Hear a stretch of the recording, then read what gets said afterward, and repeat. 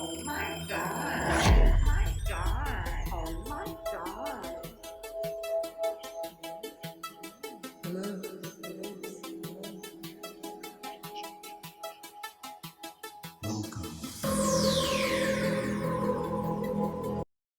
Salut à toi.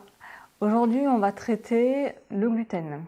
Donc, je vais faire le tour de la question à 360 degrés pour savoir ce que c'est, quels problèmes on peut rencontrer, sont-ils réellement vrais ou est-ce que c'est pas qu'une démarche marketing pour nous faire acheter des choses dont on n'a pas besoin? On va faire le tour de la question. Quelles sont les solutions si problème il y a, du plus grave au moins grave. Et ensuite, quelques idées de régime qu'on peut adopter pour une meilleure hygiène de vie. Donc moi, c'est Myriam, coach sportive et philosophe, coach sportive depuis plus de 20 ans. Donc je m'intéresse à tout, je te fais part de ce que j'ai mis en place, de ce que je propose à ma clientèle. Donc n'oublie pas, si tu veux des recettes de cuisine, ça se passe sur Instagram, mon compte MyHolistica. Donc tu as des recettes de cuisine, tu as aussi des séances de sport. Je les reprendrai aussi sur YouTube, je ferai des petites séances, vous allez voir, je vous prépare ça. Vous avez donc des petites séances de sport sur Insta, et si vous voulez un format un peu plus grand, c'est pas du 16-9, mais à peu près, sur Facebook, vous avez sur mon compte MyHolistica des séances de sport si vous voulez le faire aussi. Voilà, tout ça vient compléter, plus mon site, et je vous proposerai dans les prochains mois une nouvelle peut-être application où je vais créer, en fait je suis en train de créer de nouvelles séances que j'ai vérifié moi-même pendant des semaines. J'aime bien aller vers la nouveauté parce que je me mets toujours au diapason et puis qu'est-ce qui peut faire un métabolisme beaucoup plus rapide, et avec des séquences, j'écoute ma clientèle et certains veulent des séances très très courtes. Donc ça, on en reparlera. Donc je prépare tout ça. Donc en attendant mon application et les cours, vous avez ces séances sur Insta et sur Facebook. On revient au gluten et c'est parti pour le premier chapitre.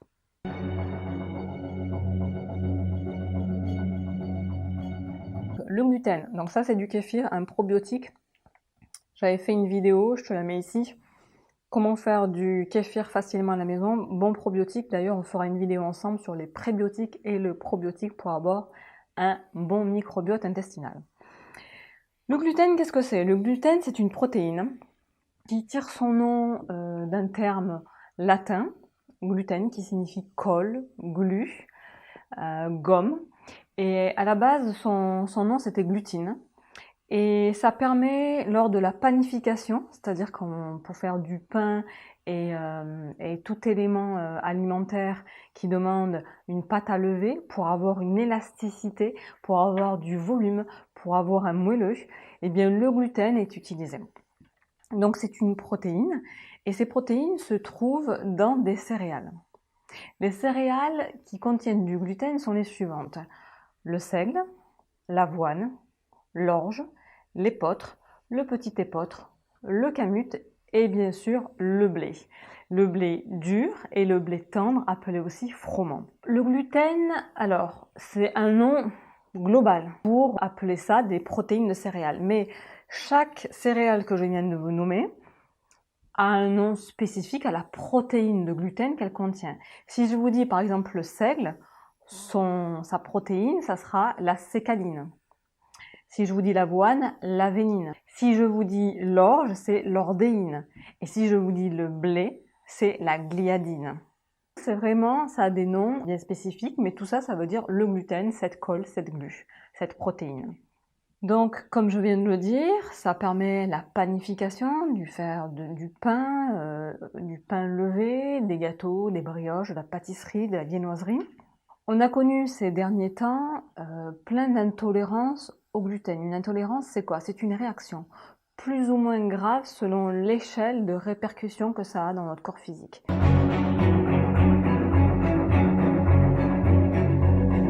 La plus connue, c'est la maladie cœliaque. Ce sont les personnes qui ne tolèrent pas le gluten. C'est une maladie auto-immune. Ça veut dire que le système immunitaire va va avoir un effet inverse de ce qu'il fait. Il va s'attaquer aux éléments normaux, aux composants normaux de l'organisme.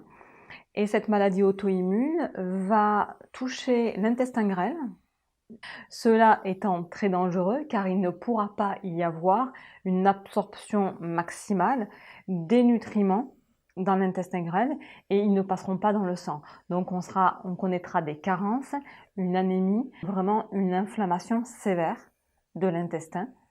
Je commence par le début, ok?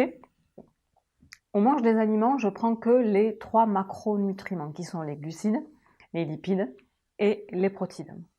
On les ingère, ça passe ici, ça descend, ça va dans l'estomac, c'est prédigéré et puis ça passe ensuite dans l'intestin grêle. Ça commence par la première étape, le duodénum. Ça passe dans l'intestin grêle. Ces aliments prédigérés dans l'estomac vont continuer d'être transformés dans l'intestin grêle grâce à des enzymes digestives qui vont permettre de sectionner ces macromolécules et de transformer cela pour que ça puisse les rendre assimilables par l'organisme grâce à ces enzymes digestives et ensuite ces nutriments passer la barrière intestinale, aller dans le sang et apporter tous les nutriments qui soient vitaminiques, des minéraux, mais de ces 3 macronutriments qui sont transformés en nutriments simples. Pour les lipides, ça deviendra des acides gras, pour les protéines, ça deviendra des acides aminés, et pour les glucides, ça deviendra du glucose. Donc quand tout ça se passe bien, tout est bien assimilé dans l'intestin grêle, les nutriments dépassent la paroi intestinale, ça va dans le sang et ça nous apporte tous les nutriments indispensables à une bonne santé. Quand ça va mal, justement, notamment dans cette maladie cœliaque, c'est que l'intestin grêle est attaqué. Les villosités, c'est ces petits poils là au niveau de la barrière intestinale, tout ça va vraiment être érodé, fatigué, si bien que ça va mal faire son boulot et des nutriments qui devaient être transformés par rapport aux aliments qu'on a ingérés depuis la bouche, on va avoir des carences parce que ce qui va aller dans le sang, ça va être des macromolécules non digérées, non transformées, peu digestes. Enfin, c'est un problème en chaîne qui va se créer et c'est assez dangereux. Sachant que la maladie cœliaque, ce qu'elle a, c'est qu'elle est peu détectable.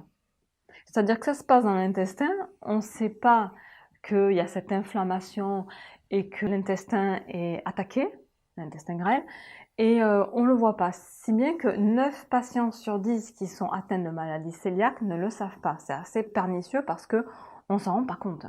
On peut avoir quelques symptômes apparents, visibles, et ça, notamment, ce sont les hypersensibles au gluten. Une hypersensibilité, contrairement à la maladie cœliaque qui est une maladie auto-immune, très inflammatoire. L'hypersensibilité peut être présente à travers des symptômes physiques et visibles, mais cette hypersensibilité n'a pas d'atteinte aux intestins. On peut avoir comme symptôme tout ce qui est les réactions un peu gastro-intestinaux. On peut avoir des ballonnements, des nausées, des vomissements, des crampes, des maux de tête, une très très grande fatigue qui peut durer quelques heures, à plusieurs jours, à plusieurs semaines. On peut connaître aussi des douleurs articulaires et musculaires, un embrumement au niveau du cerveau, des lésions cutanées. On peut aussi avoir, quand on mange du gluten, le syndrome du côlon irritable, le SCI. C'est quoi ça? Tout ce qui est la liste des FODMAPs, donc c'est un acronyme anglais, donc je ne vais pas vous faire lettre par lettre, mais en résumé, traduction française, c'est des glucides de petite taille qui vont dans l'intestin grêle et qui sont très difficiles à assimiler, à digérer. Donc on va avoir un résultat peu digeste, très difficile. Donc le régime FODMAPs, ça sera justement tous ces glucides de petite taille, de les enlever de notre régime alimentaire pour que notre intestin se répare, se renforce, notamment la paroi.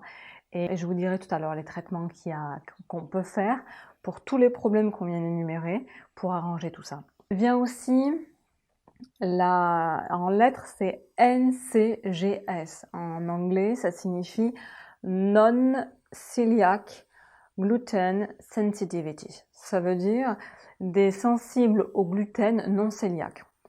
Donc là, il y a plusieurs personnes, on s'est aperçu que Quand on faisait des diagnostics, à peu près de 6% à 86% des personnes, les personnes s'abstenaient de manger du gluten par rapport à ce qu'on est en train de vivre actuellement, où on se dit c'est comment dire, une mode.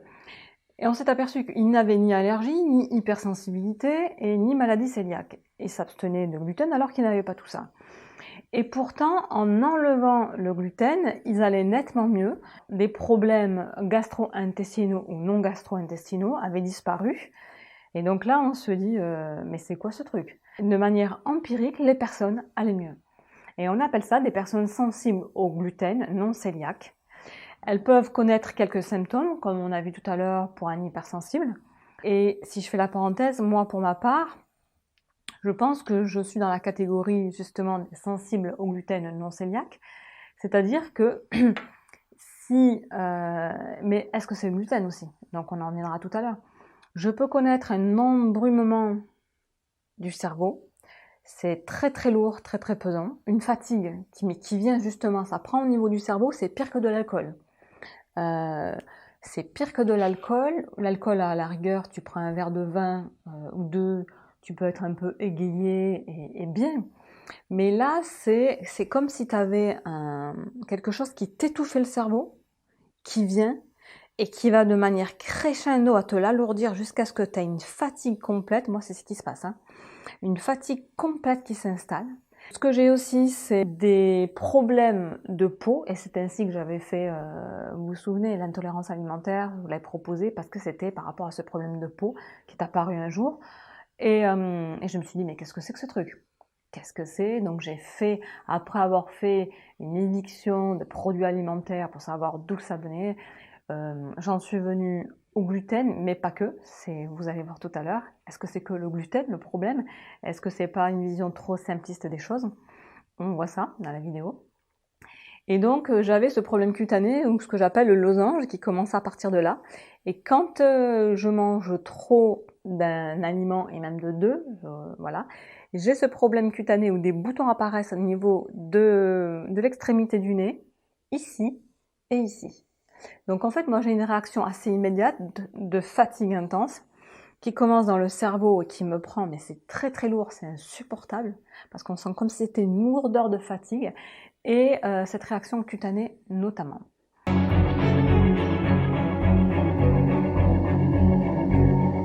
Donc quand on veut savoir si on a une sensibilité au gluten non cœliaque, eh bien il y a deux choses. Soit on s'abstient de manger du gluten pendant 4 à 6 semaines minimum, et on reprend ça dans notre régime alimentaire, et si on voit qu'on a une réaction immédiate, c'est qu'on est sensible. C'est qu'on est sensible, et soit on évince le produit pendant au moins 6 mois, et on reprend après. Si on voit vraiment que on a encore une réaction, eh bien, soit on s'en abstient totalement, soit on en mange, comme le dit Hippocrate. Le problème, c'est pas l'aliment, mais c'est la dose, la quantité que tu vas y mettre. Et tu peux, si tu n'as pas d'allergie, parce que l'allergie, ça peut être mortel. Si tu manges un produit au gluten alors que tu es allergique, ça peut être mortel. Parmi les solutions, qu'est-ce qu'on peut faire quand on a une maladie cœliaque? On peut justement soit s'abstenir et faire un régime et s'arrêter de manger du gluten, soit on fait une biopsie, le plus souvent, pour analyser avec une endoscopie l'intérieur de l'intestin pour savoir ce qu'il en est vraiment et où en est l'état de notre intestin grêle. On peut faire comme solution un régime, donc soit un régime FODMAPs, comme je viens de le dire, parce qu'on a un côlon irritable qui ne supporte pas les petites molécules de glucides et qui les digère très très longuement et très très mal. Soit on fait un régime hypotoxique qui ressemble un peu. Un régime hypotoxique créé en 1985, je crois, par Jean Seignalé. On enlève tout ce qui est laitage. On enlève donc le lactose. Et on enlève tout ce qui est céréales modifiées, génétiquement modifiées, et on cuisine avec peu de cuisson. Ça, c'est à peu près le régime hypotoxique. Donc ces deux régimes-là, FODMAPs et hypotoxique, je les traiterai chacun individuellement dans une vidéo, parce que moi, mon idée, c'est que je vais vous exposer tout ça, et je pense que rien n'est à jeter complètement. Je vous les expose pour que vous appreniez à vous connaître, pour que vous sachiez où vous en êtes, pour que vous connaissiez votre corps et que je dis que tous les régimes, que ce soit cétogène, que ce soit Duncan, que ce soit... Même si je ne suis pas d'accord à 100%, parfois comme le précédent, la chrononutrition, j'étais d'accord à 90%, le cétogène, je vous dirai ce que j'en pense, le Duncan, je vous dirai ce que j'en pense, mais il n'empêche que tous ces régimes ont quelque chose à prendre qui est bon à mettre en place dans notre régime quotidien, parce que c'est une vérité, il n'y a pas un mensonge à 100%, il y a des vérités qui sont très bonnes à prendre pour notre hygiène de vie. Donc ça, je vous en ferai part. Et après chaque blocos de régime, chaque vidéo, on fera une synthèse de savoir qu'est-ce qu'on peut prendre de chaque régime. Je vous ferai un petit résumé parce que sinon ça va être complexe pour vous, pour le mettre en place dans notre vie. Donc là, en l'occurrence, de ce régime sans gluten, donc on peut faire pour les cœliaques, les maladies cœliaques, pour les hypersensibles, pour les côlons irritables, on peut faire une biopsie et un arrêt momentané de 6 semaines minimum des aliments en question. Et réintroduire pour voir si on a une réaction. Moi, mes réactions sont hyper visibles, je viens de vous les nommer, hein, problème cutané alors à 200%, et cette fatigue. Donc les tests connus sont la prise de sang et l'analyse de cheveux, c'est ce que j'ai fait moi avec mon bilan que je vous ai proposé, hein, la composante minérale du cheveu et qui permet de détecter si sont produits alimentaires et non alimentaires. Donc la prise de sang avec les IgG, les immunoglobulines de type G, qui sont des anticorps qui permettent de savoir contre toutes sortes de protéines, notamment alimentaires. Les IgA sécrétoires qui informeront sur l'état général de la dysfonction immunitaire intestinale. Comme autre test, on a aussi la zonuline qui permet de connaître le bon état de la perméabilité intestinale. Donc demandez conseil à votre médecin si vraiment vos troubles sont visibles, plus vous savez à peu près ce qui se passe par rapport à tous les symptômes que vous pouvez avoir. Pour l'allergie au gluten, il y a des anticorps anti-transgluciminase qui vont déterminer effectivement si vous avez l'allergie au gluten. Pour détecter une maladie inflammatoire intestinale, demandez à votre médecin. Il y a la calprotectine qui pourra vous révéler cela. Chapitre suivant. Est-ce que c'est vraiment le gluten le problème? Est-ce que c'est vraiment que lui qu'on pointe du doigt ou est-ce qu'il n'y a pas quelque chose de manière sous-jacente?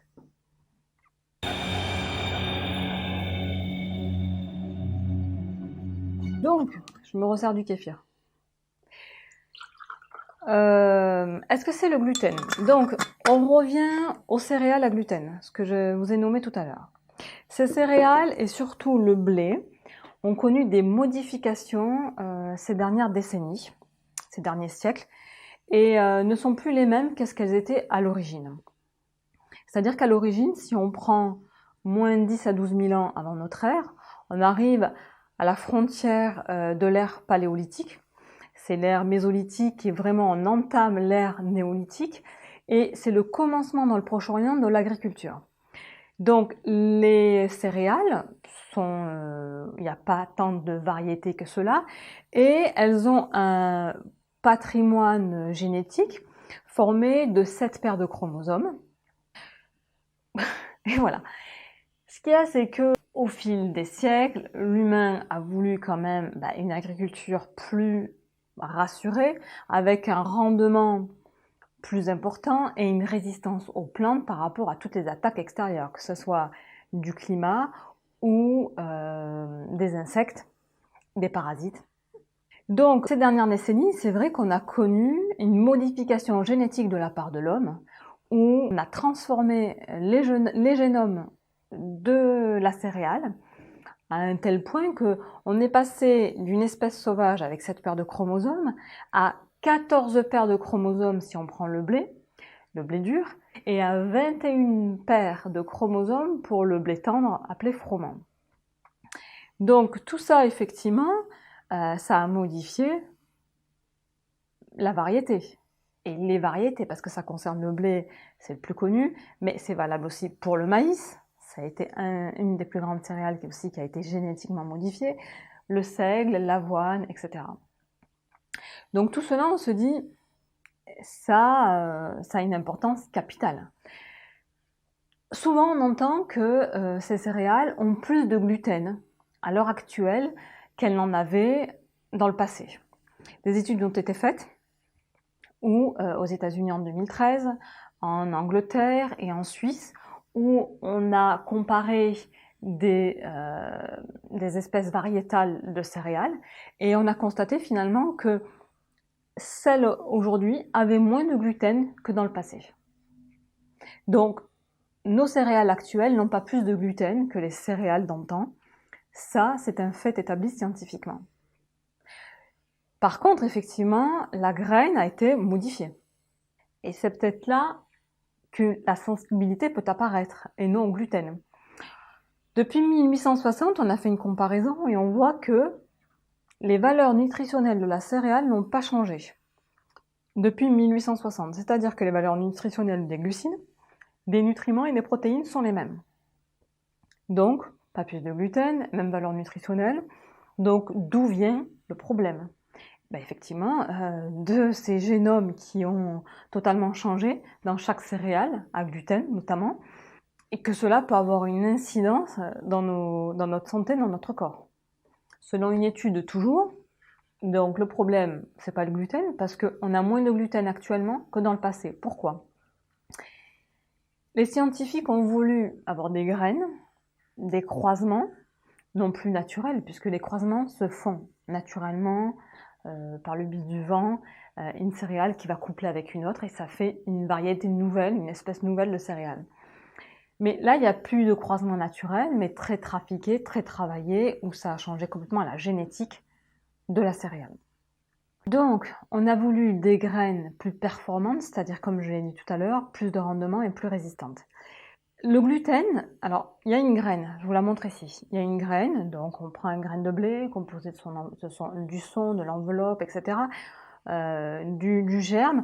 Mais le principal qui constitue le grain de blé ou de la céréale, c'est l'amidon. L'amidon demande très très peu d'énergie à la plante pour se développer. Donc ce qu'on a voulu comme croisement de plantes et pour créer des variétés qui tiennent la route, c'est que ça donne beaucoup plus de rendement. Donc l'amidon est moins énergivore. Par contre, les protéines de la graine sont vraiment très demandeuses en énergie. Donc, et c'est pas ce qui intéresse en fait les agriculteurs, les scientifiques. Donc, c'est pour ça qu'à notre époque, les graines contiennent moins de gluten qu'auparavant et plus d'amidon. Donc, me direz-vous, qu'est-ce qu'on fait pour pallier un peu à tout ça? Quelles sont les solutions? Si on veut consommer moins de gluten et cibler ce problème finalement de céréales qui ont été génétiquement modifiées.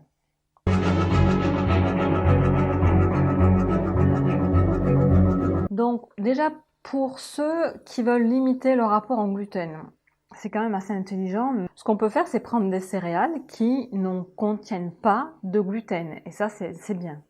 Parce que même si, soi-disant, on n'a pas de problème, savoir que la racine quand même première, la signification du gluten, c'est de la glu, c'est de la gomme, c'est de la colle. Et tout ça quand même dans nos intestins, sachant qu'on a une alimentation actuelle quand même, avec, je parle occidentale, hein, l'alimentation occidentale basée sur 50% en apport céréalier dans notre régime alimentaire quotidien. Donc, le fait d'enlever cela, c'est pas négligeable parce que c'est une grande part de notre alimentation et que ça va fatiguer énormément notre intestin. Donc pour cela, on peut manger des céréales qui ne contiennent pas de gluten. On peut penser au riz, au maïs, à l'amarante, au millet, au sarrasin, au quinoa. Je dois en oublier encore, je vous mets la liste ici. Et ça ne contient pas de gluten. Le riz, c'est peut-être une des seules céréales qui n'a absolument pas bougé dans son génome. Donc jusqu'à quand, on ne sait pas. Mais moi, je pense que c'est comme les Asiatiques qui avaient une vie spirituelle et très très respectueuse au niveau du riz. Pour eux, quand ils mangent, un grain de riz ne doit pas se perdre. Et je pense qu'ils ont mis cette énergie, cette force-là. Mais comme les Asiatiques sont complètement en train de se perdre avec les Occidentaux, Donc jusqu'à quand le jeune homme ne va pas être transformé, c'est comme si, ça c'est mon avis, hein, parce qu'on se dit mais pourquoi ça va pas changer? Pour moi, je pense que c'est ça, il y a une force spirituelle et de respect qui a été mis à travers ce grain asiatique, qui fait que je pense qu'il en est ainsi. Mais jusqu'à quand, ça effectivement, les scientifiques ne le savent pas, et moi-même je suis un peu dubitative quant à son avenir, mais j'espère pas, hein. Sachant que ça me rappelle le régime macrobiotique de quand je suis devenue végétarienne, il y a plus de 20 ans, j'ai connu les magasins bio, et j'ai fait la découverte de tous ces noms un peu pompeux, et on est complètement perdu dans cet univers quand on commence ça. Mais c'est super fascinant. Et peu de temps après, j'ai appris le régime macrobiotique de George Oshawa. Ça a été très très intéressant parce que ça m'a fait comprendre la valeur énergétique, mais en énergie de yin et de yang et de neutralité. Je vous en ferai part. Et George Oshawa mettait comme source de guérison le régime numéro 7, qui était composé de riz complet et de gomasio. Le gomasio, c'est des grains de sésame pillés avec 8% de sel, et on peut saler tous nos plats, enfin voilà. Donc ça, je vous en parlerai parce que c'est assez important d'avoir des connaissances un peu de partout pour pouvoir après se constituer son régime personnel, parce qu'il faut vraiment apprendre à se connaître, c'est propre à chacun, hein. J'en reviens au riz, c'est pour ça qu'il n'a pas été modifié, parce que c'est quand même un aliment un peu spécial, mais jusqu'à quand, on ne sait pas.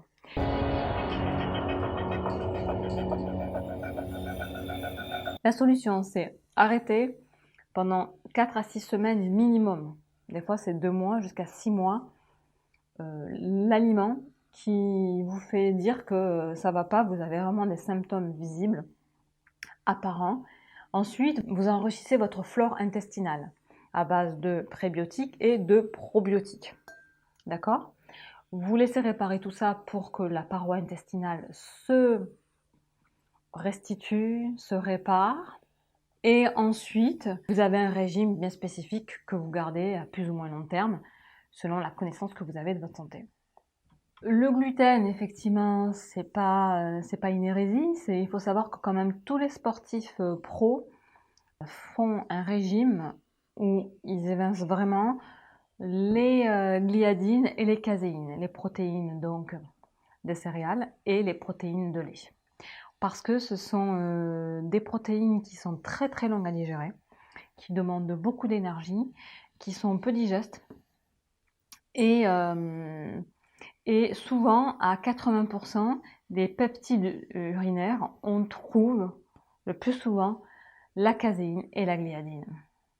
Moi, pour ma part, c'est vrai que j'avais fait mon bilan d'intolérance, et effectivement la gliadine, donc le gluten n'apparaissait pas, mais ce qui apparaissait c'était le blé à 86%, le épeautre à 89%, et voilà. Donc en fait, c'était la variété. Je pense que mon corps, comme bon nombre de personnes, a été sensible à ces modifications génétiques, ces variétés qui ont été créées de manière non naturelle, et ce qui fait que je ne supporte pas et que j'ai une réaction violente à cela. Donc le gluten, je n'ai pas de problème avec, mais c'est vrai que j'adopte dans ma vie quotidienne un régime avec le moins de gluten possible. Pourquoi ? Parce que, comme je disais tout à l'heure, ça représente 50% de notre alimentation à travers le pain, les pizzas, les pâtes, les viennoiseries, la pâtisserie. À un moment donné, le corps est fatigué. Moi, ce qui s'est passé, parce que je me suis dit, mais qu'est-ce qui se passe ? Eh bien, je crois qu'il y a eu une sonnette d'alarme à un moment donné. Le corps en a tellement mangé qu'il a dit, là, ça suffit. Et là, ça revient à un point où on te dit, quand tu peux connaître un problème comme ça, c'est que tu consommes trop d'un aliment. Et les enzymes digestives mises dans le circuit sont toujours les mêmes. Et à un moment donné, il y a une fatigue, une sollicitation trop grande parce que tu manges toujours la même chose. C'est pour ça que souvent on te dit, mange de manière variée.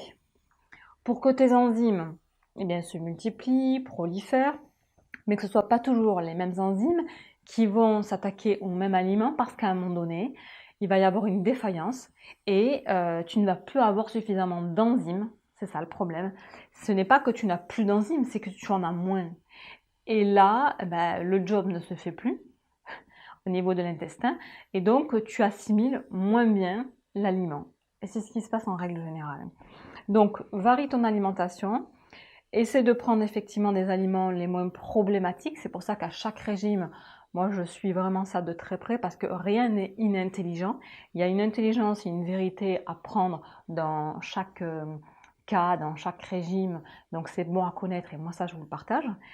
Moi, par exemple, je pense que ce qui m'a fait défaut, par exemple, dans mon bilan, j'avais une enzyme manquante, l'entérokinase au niveau de l'intestin, et je pense que voilà. Et au niveau du microbiote, le Bifidobacterium bifidus. Enfin, voilà, un truc. Et il me manquait ça, donc je pense que voilà, et c'est quand même assez important de savoir ça. Donc d'abord, d'enlever un peu d'enlever le plus de gluten possible, parce que c'est à toutes les sauces qu'on nous les met. Donc acheter moins de produits industriels ultra transformés où le gluten est partout, ainsi que la protéine de lait, parce que le problème, c'est pas forcément peut-être le lactose, hein. On nous dit du lait sans lactose, il y a le lactose, ça c'est vraiment, ça concerne surtout les enfants, mais ce qui concerne les adultes, le problème, quand on a une intolérance au lait, c'est surtout les protéines de lait et la plus connue, la caséine, dont je vous ai parlé tout à l'heure pour les sportifs pros. Donc, vous enlevez les produits ultra transformés qui contiennent du gluten à toutes les sauces, que ce soit les agents de texture, les agents stabilisants, les ajouts dans les farines quand on vous fait vendre pour les pains, les brioches, les viennoiseries, les pâtisseries industrielles. Dans tout ça, il y a du gluten, c'est très très rare qu'il n'y en ait pas, du gluten et des protéines de lait. Mais ça, c'est une prochaine vidéo pour les protéines de lait et les problèmes de lait.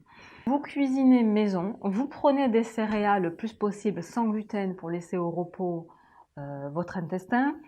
Vous faites une biopsie si vous avez vraiment des douleurs ou un doute vraiment parce qu'il y a un syndrome du côlon irritable ou bien une maladie cœliaque sous-jacente peut-être avec des symptômes que vous avez en vue.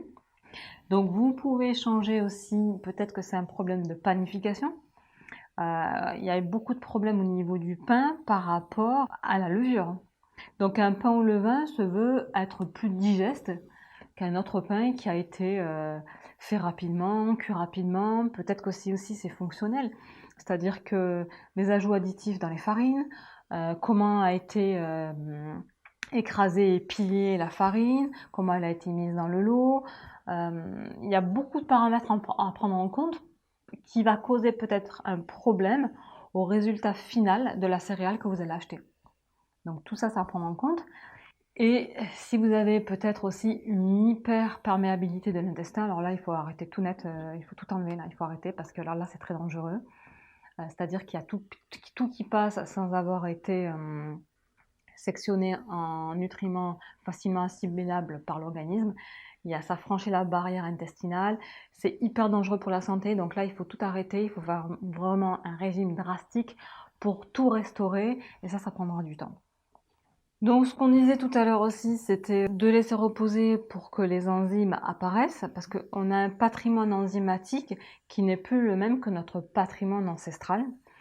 Et il y a des choses, par exemple, on mange des produits exotiques. Si je prends le café, si je prends le café, la vanille, le kiwi, la banane, ce sont des produits exotiques et parfois, nous occidentaux, on n'a pas le patrimoine enzymatique voulu pour digérer ça. Moi, je sais que sur mon bilan d'intolérance apparaît la vanille à 96%. Donc à partir de 85, c'est là où tu dois un peu tilter, hein, de 85, et plus tu montes jusqu'à 100, plus tu en es sensible. Donc effectivement, on n'a peut-être pas le patrimoine voulu enzymatique, ce qui fait qu'on peut ne pas tolérer un aliment.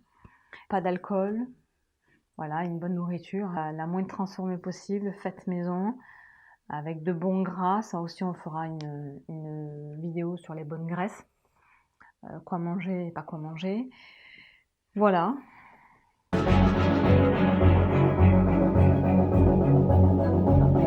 L'effet marketing est bien réel, c'est-à-dire qu'on a pris ça, on a chopé le truc sans gluten et on a créé plein de produits. L'avantage, c'est qu'effectivement, on a de plus en plus des produits sans gluten, parce qu'on en a trop, et qu'à la longue, bien sûr, que notre organisme fatigue, donc c'est pas plus mal. Par contre, il faut que vous ayez un discernement pour faire la sélection des moins trafiqués, des moins transformés, et en général, tout ce qui est biscuiterie, faites attention parce que je trouve que c'est hyper sucré, c'est trop sucré, c'est dégueulasse. En général, c'est pas trop bon, ça coûte très cher. Donc essayez de cuisiner un max avec des produits les plus simples et naturels possibles. Et ça coûte nettement moins cher. Là, je viens de sortir aujourd'hui, par exemple, une recette de galettes protéinées au pois chiches. Très simple, très rapide à faire, fait maison, tu sais exactement les éléments, les produits de base que tu as pris. C'est sans gluten et c'est pas cher. Donc, tu vois, essaie de prendre des trucs comme ça, parce que sinon, effectivement, c'est cher. Et voilà, et pour les biscuits, c'est trop sucré. Ce que j'aime bien, moi, ce sont les pâtes. Les pâtes maintenant à base de légumineuses, effectivement, si tu fais un régime FODMAP, les légumineuses sont prohibées, donc je parle que du régime contre le gluten. Hein. Je trouve qu'elles sont plus goûtues, les pâtes sont plus goûtues que des pâtes au blé. Et moi, donc le blé, tu as vu selon mon bilan, c'est ça, c'est pas le gluten dont je suis sensible, c'est le blé, l'épeautre. Et de manière non alimentaire, si je suis à l'approche d'une variété de blé, le blé d'Enkel, qui s'appelle aussi l'orthographié, je peux aussi avoir des réactions. Donc c'est bien de voir un peu tout ça. Après, effectivement, si ton système immunitaire se renforce, ton organisme aussi, tu peux refaire un bilan quelques mois après, un an après, et si les donnes sont modifiées et bien meilleures, ben, c'est que tu as réussi ton challenge et que tu es moins sensible. Par contre, ça ne veut pas dire que si tu es moins sensible, tu peux mettre toujours en pratique les conseils que je suis en train de donner. C'est-à-dire que tu ne mets pas à dose massive du gluten à toutes les sauces, à tous tes plats. Tu fais une sélection des céréales sans gluten. Tu peux manger de temps en temps ta pizza. Moi, je sais que chaque samedi, je m'octroie un croissant, donc du blé, hein. Mais je peux pas plus. Je peux manger une pizza, mais pas plus parce que sinon mon esprit s'embrume. La lourdeur, la fatigue, mais terrible, c'est un truc de taré, de dingue, vraiment, hein, réel. Les problèmes cutanés apparaissent. Là, je viens de faire justement un truc où j'ai mangé à Osgore ce week-end. Donc pour végétariens, bon, ils n'avaient pas grand-chose. Donc je me suis pris un genre de sandwich très moelleux pour faire un genre burger avec du pain moelleux au blé. Alors la réaction a été incroyable. Et puis j'ai voulu additionner ça avec des glaces maison. J'ai acheté des glaces avec protéines de lait. Je te raconte pas la réaction incroyable que j'ai eue ce week-end, quoi. Les boutons, mon fameux losange, alerte rouge, alerte rouge. Donc je suis à l'écoute de mon corps, je ne le fatigue pas trop. Il y a des doses que je ne dois pas dépasser, sinon ça m'est fatal, on est tous à la même enseigne les gars. Donc écoute ton corps, ce que je peux dire c'est que voilà, regarde les étiquettes, prends le moins de gluten possible, vois effectivement, moi je sais que dans mon bilan il n'y a pas de problème avec le lait, protéines de lait, mais voilà, si je vois directement la réaction, mais ça on en parlera là, c'est intéressant dans une prochaine vidéo. Et voilà, cuisine maison. J'espère que cette vidéo t'a plu. Je te remercie énormément de m'avoir regardé jusqu'au bout. N'hésite pas à me soutenir parce que c'est les algorithmes YouTube. Si c'était de moi, je te demanderai absolument rien parce que je suis d'un caractère assez fier et puis j'aime ce que je fais. Donc mon but c'est que de transmettre. Mais bon, voilà, mes vidéos, si je les fais, c'est pour qu'elles soient regardées et qu'elles soient utiles. Donc pour cela, mets la main à la pâte, fais des commentaires. Abonne-toi, mets un commentaire, non ça j'ai déjà dit, c'est ça, ouais, partage, enfin, mets like, ça sera super utile, franchement, voilà. Si tu veux des vidéos comme ça, si tu as des idées de vidéos que tu voudrais que je traite, mets-le en commentaire, parce que je compte traiter de tous les sujets sociétaux actuels. Et donc je serais très intéressée de savoir ce que tu veux, parce que je suis quand même là pour toi, hein, pour te partager tout ça. Donc écris-moi tout ça. Je te souhaite une bonne semaine, avec plein de soleil, avec un super beau printemps. Et bien sûr, je te souhaite le meilleur.